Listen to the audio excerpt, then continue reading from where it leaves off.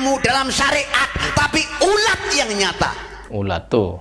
MUI dinyatakan ulat, teman-teman. Hama. Mas Asyidi. Abuya tuh halus. Halu, bukan halus. Mengutarakan bicara dengan semut. Betul? Goblok sih ya. Quran menyatakan. Apa? Nabi Sulaiman bicara dengan semut. Tuh, iya Nabi. Itu Nabi, Bapak. Jangan disamakan dengan Anda. Yang di setiap berbicara makoli. Mas Asyidi. Kenapa nggak ditranslate ke bahasa makoli? Katanya sudah lebih 20 tahun lembaga makoli itu berdiri. Bahwa setiap orang ini diiringi malaikat depan dan belakang. Iya, tahu kalau itu. Harus dong bisa dialek sama malaikat lah. Mas Asyidi idhasakashira.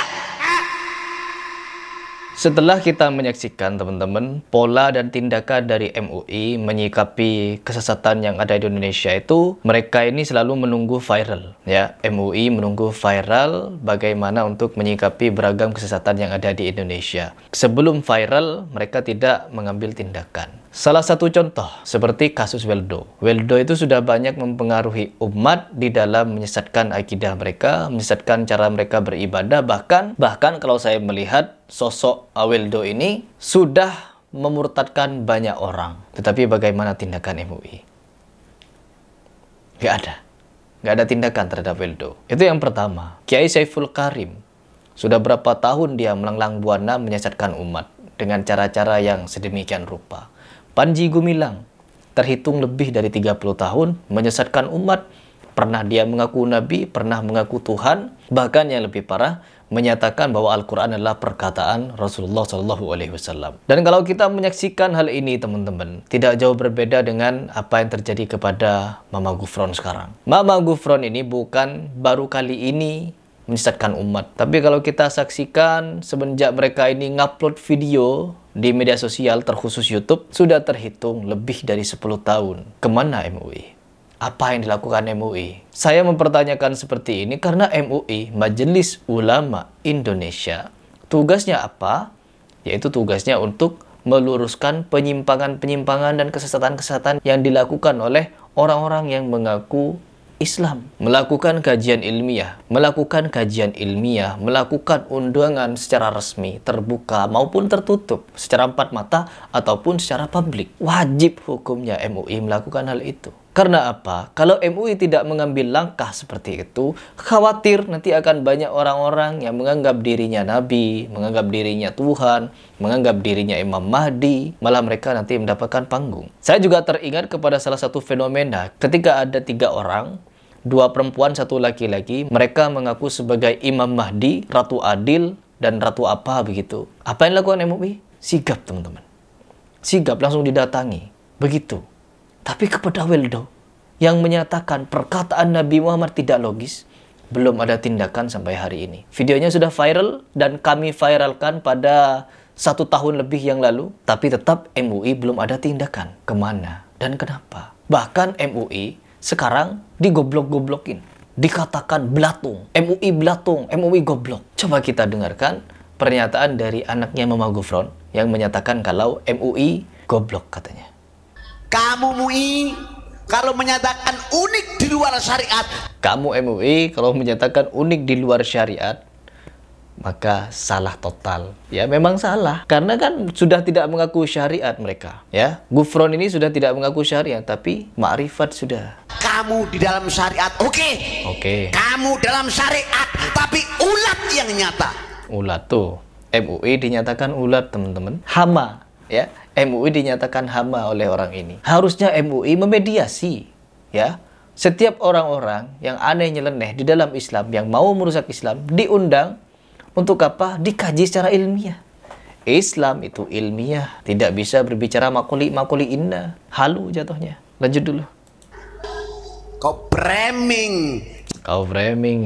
Jangan sampai anak-anak masuk ke pondok unik katanya. Udah masuk MUI, ya. Dulur-dulur MUI. Anak-anak sudah masuk ke unik. Dan ngapain mereka di sana? sujud-sujud kepada Gufron dan istrinya atau bagaimana itu dijaga sama Banser. Kalau dipertanyakan lagi siapa yang ngutus Banser ke sana, ada salah satu statement dari anggota Banser, malah itu pimpinan Banser, entah daerah mana saya lupa, menyatakan Banser tidak akan bergerak tanpa instruksi kiai. Dan rata-rata yang ada di MUI kiai-kiai NU. Itu yang pertama. Terus yang kedua, apapun yang dilakukan Banser selama didiamkan oleh para ulama di NU, artinya para kiai meridhoi apa yang dilakukan oleh Banser. Bukan Heri Pras yang bilang, bukan Heri Pras yang menyatakan, tapi Bansernya sendiri. Bahkan ada tokoh-tokoh juga, persaksian dari murid Gufron menyatakan depan publik bahwa dia sudah menyampaikan kepada tokoh-tokoh NU, dia sudah menyampaikan ke masyarakat NU. Bahkan Gufronnya sendiri menyatakan kepada umat bahwa NU harusnya bangga terhadap adanya Gufron. Karena ketika NU ada masalah, Gufron turun tangan. Tepuk tangannya banyak, teman-teman. Dan saya yakin itu adalah warga NU. Karena jangankan kepada Gufron, kepada pihak-pihak yang lain yang sejajar dengan Gufron tingkat halunya, kiai-kiai NU ini banyak yang membenarkan cerita-cerita dari oknum-oknum habaib. Banyak kiai NU yang percaya, teman-teman. Cerita halu, cerita khurafat, tahayul, banyak yang dipercaya. Bahkan mereka mengagumi hal tersebut. Coba kita lanjut dulu. Berarti kalau ikut MUI bahaya merobohkan Pancasila. Tuh, nanti pasti teman-teman akan dibentur-benturkan dengan simbol negara. Karena seolah-olah ketika kita ingin memberantas kesesatan, keanehan, kecelenehan yang ada di bumi Nusantara ini, yang akan menjadi framing pertama adalah NKRI. Anti NKRI, anti Pancasila, anti Bhinneka Tunggal Ika. Pokoknya anti keberagaman. Sedangkan arti toleransi yang ada di dalam Islam bukan berarti kita membenarkan semua agama. Seperti dilakukan oleh Bapak ente. Bapak ente kan membenarkan semua agama. Itu salah, Bapak. Inna dina indallahil Islam. Artinya apa? Bapak ente sudah menyalahi ayat ini. Oh, jangan dimakan mentah-mentah, perlu ditakwil lagi. Oh, kalau ini ditakwil, teman-teman, kalau tidak seperti itu maknanya sebenarnya, nanti akan muncul faham-faham seperti Ar-Razi Hashim yang menyatakan la ilaha illallah itu bukan bermakna Tuhan itu satu, Bapak. Hanya Tuhan yang perlu disembah, Bapak. No. Apapun yang disembah di muka bumi ini semuanya nyembah Allah. Keluar paham seperti itu nanti. Terbukti. Apakah kita perlu ikut yang seperti ini? Anda menyatakan sesat ikut MUI, kalian yang sesat. Ya, meskipun saya banyak yang tidak sepakat dengan MUI pun jangankan terhadap membenarkan semua agama. Mengucapkan salam saja. Salam lintas agama nih, haram, kata MUI. Saya sepakat dengan itu. Lanjut dulu. Betul. Betul. Lawan MUI. Berarti kalau ikut MUI bahaya merobohkan Pancasila. Mas Asyidi idhasya kasyida. Kalau saya balik, MUI berarti menutup Quran. Betul. Tuh, nutup Quran katanya MUI.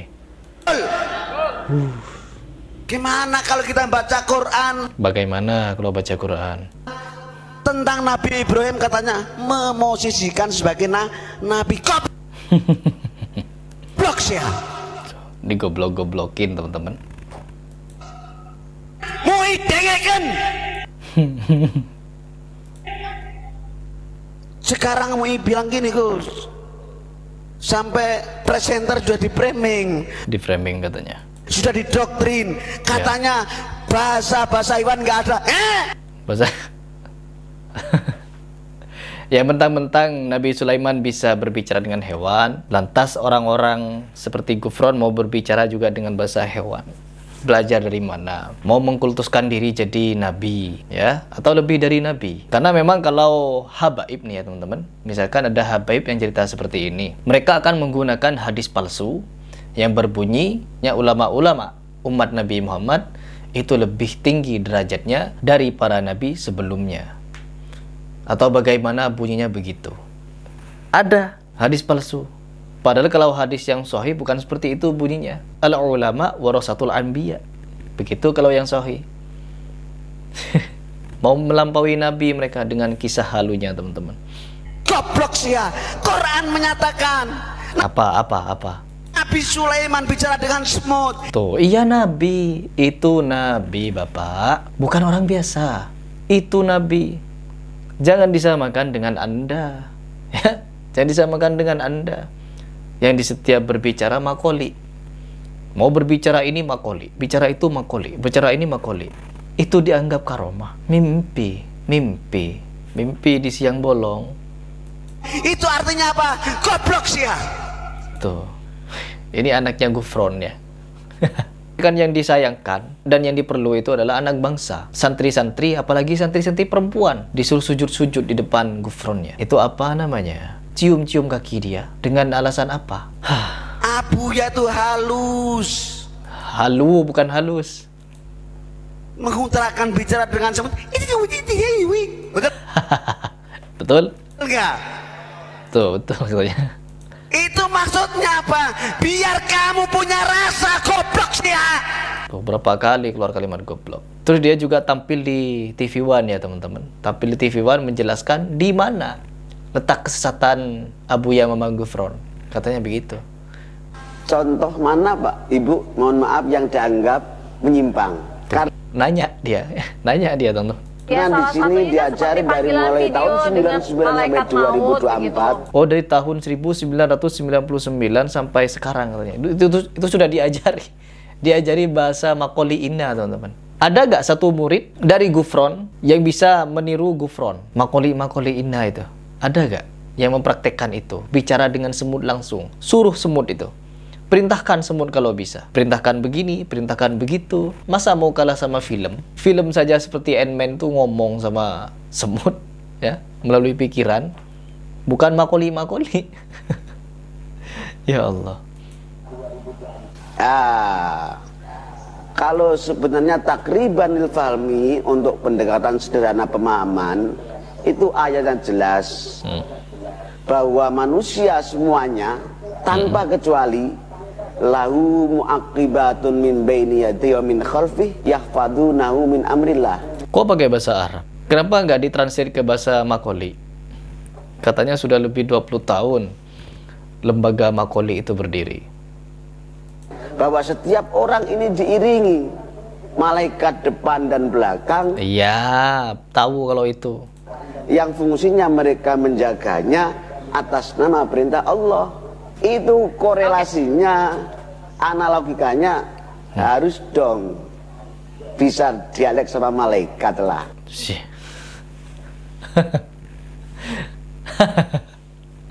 Harus dong. Allah. Meskipun ada manusia lain selain Nabi yang bisa berdialog dengan malaikat, belum tentu orang seperti Gufron juga mampu berbicara dengan malaikat. Nanti mau disamakan antara Maryam dengan Gufron, beda. Ya, kisah Maryam yang berbicara dengan malaikat Jibril itu tidak sama dengan Gufron, ya, derajatnya beda jauh. Apalagi mau disandingkan dengan Nabi Muhammad, jelas seperti ini makoli inna. Tapi kalau di Indonesia ya pasti laku yang seperti ini, karena orang Indonesia sudah terdoktrin banyak sekali takhayul dan khurafat ratusan tahun teman-teman. Dari buyut kita, kakek kita, bapak kita, sampai kita pun sudah banyak yang terdoktrin dengan hal-hal gulu, hal-hal halu, tahayul dan khurafat seperti itu. Jadi mudah orang-orang seperti Gufron ini untuk mendapatkan panggung, hanya bermodal halu. Jadi sudahlah, tidak perlu dilanjutkan orang seperti ini nih, hanya dagelan semata dan pasti untuk menyesatkan umat. Dan MUI pasti nunggu viral untuk memproses seperti ini. Semoga kedepannya MUI lebih sigap lagi. Tanpa viral dulu, tanpa rame dulu, bisa memberantas dan mencari orang-orang yang aneh dan sesat dan menyesatkan seperti ini untuk difatwakan dan diurus secara hukum kalau perlu.